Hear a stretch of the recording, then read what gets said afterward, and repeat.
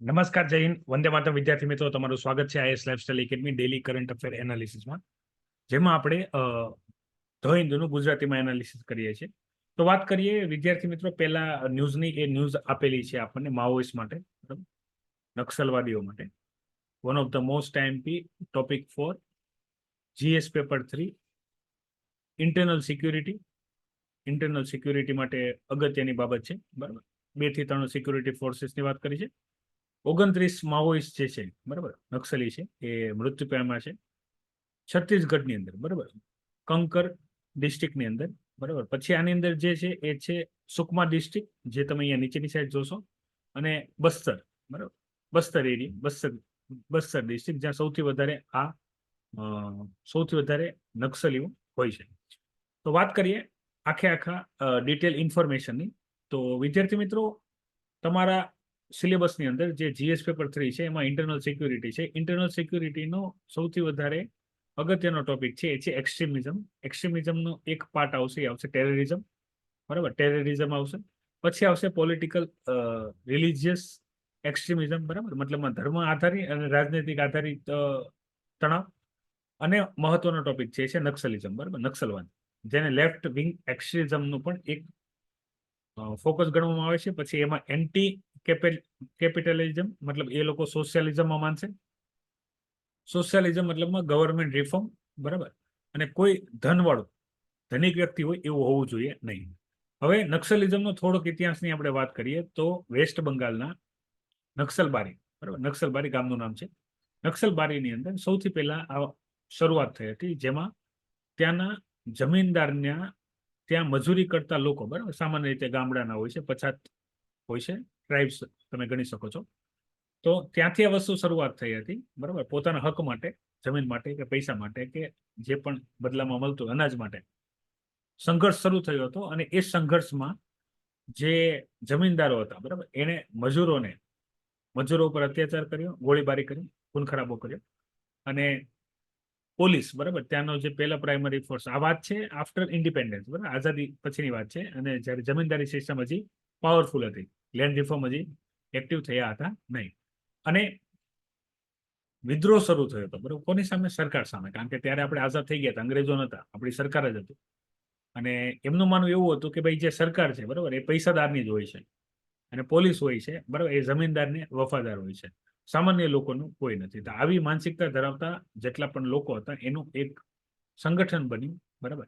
પછી એમાં માઓ, બરાબર, અત્યારે આપણે જે માઓઇસ્ટ અહીંયા જોઈ છે ને, તો ચાઇનીઝ લીડર છે, બરાબર, જેનું માનવું એવું હતું કે ભાઈ તાકાત છે બંદૂકની નાળમાંથી વહે છે, બરાબર, જેના હાથમાં બંદૂક હશે એના બધા કામ થશે. આપણે કહીએ ને તમારો હક મળે નહીં તો છીનવી લેવો જોઈએ, તો માઓઇસ્ટ વિચારધારા છે, બરાબર. તો એના ઉપર દેશના લોકો ચાલવા લાગ્યા. અને એને લીધે, બરાબર, એને લીધે જે રેડ કોરિડોર છે એવા એરિયા ભારતના કે જ્યાં માઓઇસ્ટની પ્રેઝન્સ છે, બરાબર. એમાં સૌથી વધારે અગત્યના છે એમાં છત્તીસગઢ, ઝારખંડ, બિહાર, આંધ્રપ્રદેશ અને મહારાષ્ટ્રના ઘણા બધા એરિયા, બરાબર. તો આ એરિયામાં આપણી જે સેન્ટ્રલ સિક્યુરિટી ફોર્સ છે અને લોકલ સિક્યુરિટી ફોર્સ છે, સાથે આપણી જે આર્મી છે, બરાબર, BSF, border security force, central reserve police force, CRPF, પછી કોબરા બટાલિયન છે, બરાબર. તો આ બધા એક સંયુક્ત શું કરતા હોય છે? સર્ચિંગ કરતા હોય છે, અને આવા જે પણ વ્યક્તિ મળતા હોય છે. આમાં પણ અલગ અલગ પાર્ટી છે, પીપલ્સ ગ્રુપ છે, પછી સીપીઆઈ એમ છે, લેફ્ટ વિંગના જે આ બધા પાર્ટ છે. આનું પોલિટિકલી ઠીકઠાક રિપ્રેઝન્ટેશન હોય છે, બરાબર. તો ઘણી વખત બચી પણ જતા હોય છે. આના પણ લીડર હોય છે, ચીફ ઇન કમાન્ડર હોય છે. આપણી સિક્યુરિટી ફોર્સિસ ખાસ ધ્યાન રાખે છે કે ભાઈ આમાં જેના કમાન્ડર હોય એ પકડાઈ જાય તો એની જે એક્ટિવિટી ચાલતી હોય એને આપણે રોકી શકીએ. પછી અત્યારે જે આ આમને સામનો થયો તો એની અંદર એમની પાસે હથિયારોનો પણ એક બહુ મોટો જથ્થો પ્રાપ્ત થયો. સામાન્ય રીતે એવું હોય છે કે ઘણી વખત જેમ આપણી સિક્યુરિટી ફોર્સ હુમલો કરીને એમના લોકોને મારી નાખે, એમ ઘણી વખત એમના લોકો ગોરીલા એટેક કરીને સિક્યુરિટી ફોર્સના જવાનોને મારી નાખે, અને એમની પાસે જે પણ હથિયાર, ગોળા બારૂદ હોય, બરાબર, એ કબજે કરી લે, અને પછી લડાઈમાં એનો શું કરે? લડાઈમાં એનો ઉપયોગ કરે.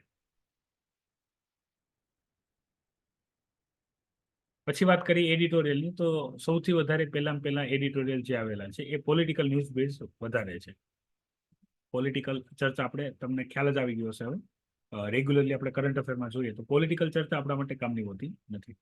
હા, કોઈ પોલિટિશિયન શશી થરૂરજી છે કે અન્ય કોઈ પણ વ્યક્તિ કે જે તમારા માટે આઈડિયલ હોય પોલિટિકલ પર્સનાલિટીમાં, તો તમે એના વિચારો સાથે જે અહીંયા ડિસ્કશન આપ્યું છે એ તમે જોઈ શકો છો, અદરવાઇઝ તમે સ્કીપ કરી શકો છો.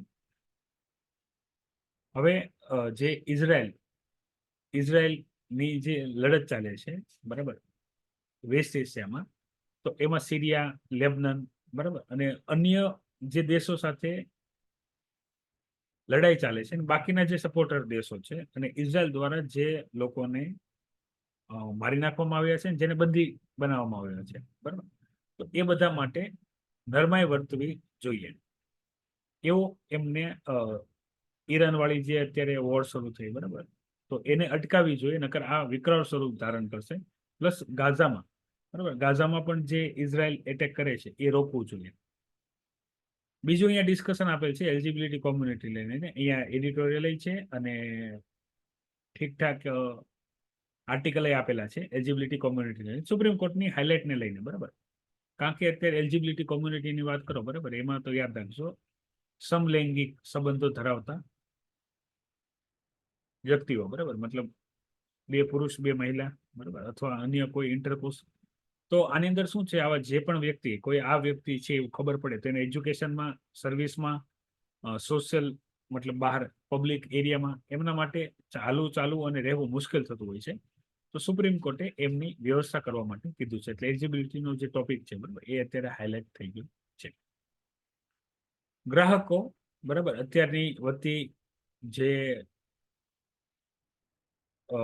ખરીદ વેચાણની જે આખી પદ્ધતિ છે હવે ચેન્જ થઈ ગઈ છે, બરાબર. પહેલા આપણે દુકાનદારો પાસેથી ખરીદતા હતા, હવે આપણે ઓનલાઈન વસ્તુ વધારે ખરીદીએ છીએ. ઓનલાઈન વસ્તુ ખરીદવી સરળ થઈ ગઈ છે, બરાબર. આપણે આખો દિવસ નવરા હોય છે તો તમે જોતા હશો, ખાસ કરીને મહિલાઓ, બરાબર, ઘરે બેઠા બેઠા ઘણી બધી જે ઈ કોમર્સ સાઇટ હોય છે એમાંથી ખરીદી કર્યા કરતી હોય છે.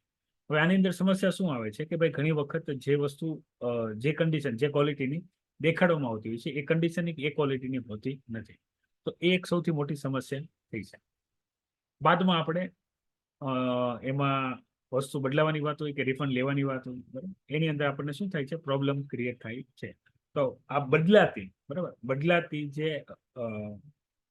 ખરીદદારી પેટર્ન છે એના માટે જે ગ્રાહક છે, બરાબર, આમ ગ્રાહક રાજા છે બજારનું, પણ આની અંદર એવું થાય છે કે ગ્રાહકને તે પોતાના હકોની ખબર ના હોવાને લીધે એ છેતરાય છે. તો એના માટે કઈ રૂલ્સ રેગ્યુલેશન કે રિફોર્મ કરવામાં આવે. વોટિંગ પ્રોસેસમાં, બરાબર, રિફોર્મની આવશ્યકતા છે, બરાબર. અત્યારે પણ જે ઈવીએમ મશીન વાળી જે વાત ચાલે છે ને, પહેલા પણ ઈવીએમ મશીન વાળો ટોપિક આવેલો હતો, ત્યારે મેં તમને વાત કરી હતી ઈવીએમ મશીન હેક થઈ શકતા નથી, બરાબર. લોકોના મગજ હેક કરવામાં આવે છે ઇલેક્શન પહેલા કે ભાઈ લોકો વોટ કોને આપશે. બીજું ઈવીએમ મશીન જે હશે એની અંદર ઈવીએમ મશીન અને વીવીપેટ, બરાબર, વીવીપેટ, તો water verifiable paper audit trailer રાખવામાં આવતું છે. તમે જેને વોટ આપો છો એને જ વોટ જાય છે કે નહીં, બરાબર, તો એ આપણે જોવાનું હોય. એના પછી રેન્ડમ સેમ્પલિંગ ચેક કરવામાં આવે. એને શું કરવામાં આવે, રેન્ડમ સેમ્પલિંગ ચેક કરવામાં આવે. ફાસ્ટ પ્રોસેસ છે, બરાબર. જૂની જે બેલેટ પેપર વાળી પ્રોસેસ હતી એમાં ઘણી બધી ખામીઓ હતી, બરાબર, કારણ કે બેલેટ પેપર હોવા પડે અને એમાં પછી બૂથમાં ખોટી રીતે પણ બેલેટ પેપર પંચિંગ કરવામાં આવે, પછી બેલેટ પેપરનું જે બોક્સ હોય, બરાબર, એની ચોરી કરવામાં આવે, એને ડેમેજ કરવામાં આવે, કંઈ પણ વસ્તુ થઈ શકતી હતી.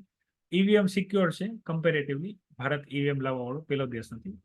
પહેલેથી ઘણા બધા દેશોમાં ઈવીએમ અવેલેબલ છે, બરાબર. હવે આપણા માટે જે અગત્યનો ટોપિક છે એ છે ગ્રીન બોન્ડ. ગ્રીન બોન્ડ નામ ઉપરથી ખ્યાલ આવશે. આની પહેલા પણ આપણે કરંટ અફેરમાં ગ્રીન બોન્ડની ચર્ચા કરેલી હતી.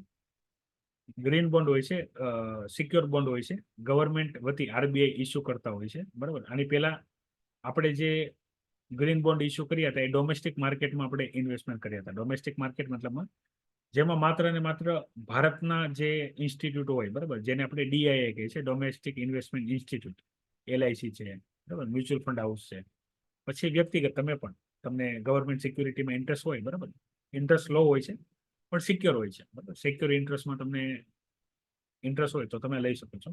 હાલમાં આ સોવરિન, બરાબર, સોવરિન મતલબમાં internationally sovereign green bond issue કરેલા છે, જેમાં એફઆઈઆઈ ફોરેન ઇન્સ્ટિટ્યુશનલ ઇન્વેસ્ટરે ઇન્વેસ્ટ કરી શકે. મતલબ વિદેશી સંસ્થા જેનું કામ જ ઇન્વેસ્ટમેન્ટ કરવાનું હોય એ પણ ઇન્વેસ્ટ કરી શકે છે સોવરિન ગોલ્ડ બોન્ડની અંદર. હવે આની અંદર નામ યાદ આવશે, ઘણા બધા બોન્ડ આવે. એમાં ગ્રીન બોન્ડનો મતલબ શું છે કે ભાઈ આ જે પૈસા આવશે આની અંદર, બરાબર, એ આરબીઆઈ હશે, એ ગવર્મેન્ટને આવશે, અને ગવર્મેન્ટ એ પૈસાનો ઉપયોગ ક્યાં કરશે? તો ગ્રીન એનર્જી વાળા જે પ્રોજેક્ટ હશે એમાં solar, wind, biomass, hydro power energy, આ બધા પ્રોજેક્ટની અંદર યુઝ કરશે. લાઇટ ઇમ્પ્રુવ, એલઈડી હશે એના રિપ્લેસમેન્ટમાં, લો કાર્બન બિલ્ડિંગમાં, બરાબર, એનર્જી એફિશિયન્ટ રિફોર્મમાં, અહીંયા બધે યુઝ કરશે, બરાબર, જેથી કાર્બન ડાયોક્સાઇડનું ઇમિશન જે ઓછું કરવાનું છે આપણે એ થઈ શકશે, બરાબર. કોન્ફરન્સ ઓફ પાર્ટી, બરાબર, ગ્લાસ ગ્લો 2021નો જે આપણે ટાર્ગેટ લીધેલો હતો. આજે આખો ટોપિક એ આવશે. એ ટોપિક આવશે GS પેપર 2 ઇન્ડિયન પોલિટીમાં પણ. ગ્રીન બોન્ડ શું છે અને કઈ રીતે ઇસ્યુ થાય ને એ બધું. અને આમ GS પેપર 3, બરાબર, ઇકોનોમીનો ટોપિક થશે. મોસ્ટ એમ્પી ટોપિક છે. ફિલિમ્સમાં તમે ડાયરેક્ટ ક્વેશ્ચન જોઈ શકશો. ગ્રીન બોન્ડ શું છે, બરાબર, સોવરિંગ ગ્રીન બોન્ડનો મતલબ શું છે અને એનો ઉપયોગ ક્યાં થાય છે, અને ગવર્મેન્ટ સિક્યુરિટી આધારિત છે. સરકારે જે વ્યવસ્થા કરી છે, બરાબર, બજેટમાં જ આની ચર્ચા હતી અને અત્યારે એને લઈને આપેલું છે.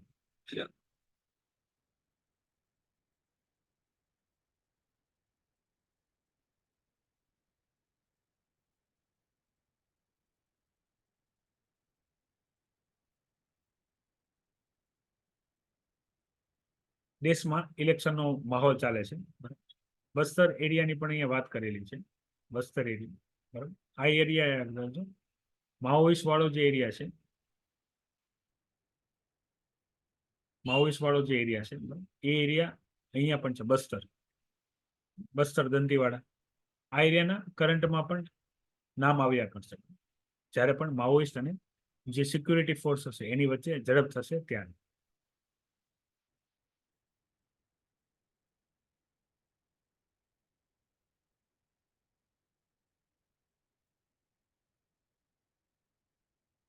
યુપીએસસી રિઝલ્ટ, બરાબર, 2 ટોપર્સ, રેન્ક 1 એન્ડ રેન્ક 2, એમની સ્ટ્રેટેજી આપેલી છે, બરાબર. Self study and other information તમારા માટે કામની છે. સમય હોય તો વાંચો, અધરવાઇઝ એના ઓલરેડી વિડીયો અવેલેબલ છે, તો તમે સોશિયલ મીડિયા ઉપર જોઈ શકશો. IMF દ્વારા ઇન્ટરનેશનલ મોનિટરી ફંડ દ્વારા ઇન્ડિયન ઇકોનોમી માટે, બરાબર, જે ગ્રોથ રેટ છે 6.8 કન્સિડર કરવામાં આવ્યો છે. લાસ્ટ ટાઈમ 6.5 કરેલું હતું, અત્યારે 6.8 કર્યો છે. મતલબ અકોર્ડિંગ ટુ IMF ભારતની ઇકોનોમી સ્ટ્રોંગ છે, બરાબર. ભારતની ઇકોનોમી કેવી છે? સ્ટ્રોંગ છે, હજી ગ્રો કરશે. સ્ટ્રોંગ છે અને હજી ગ્રો કરશે.